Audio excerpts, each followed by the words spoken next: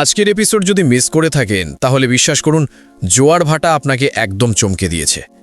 একটা প্রশ্ন এখন সবার মাথায়, উজি কি সত্যি নিশার ছায়া নাকি তার থেকেও ভয়ঙ্কর কিছু?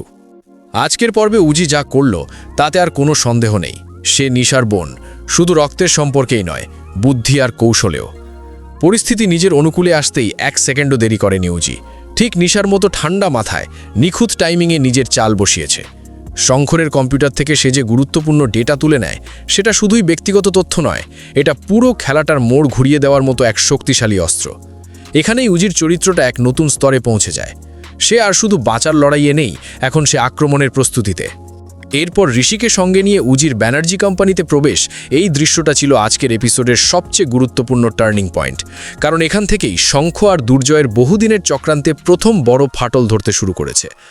গল্পের গতি এখন আর আগের মতো নেই, পাওয়ার শিফট শুরু হয়ে গেছে।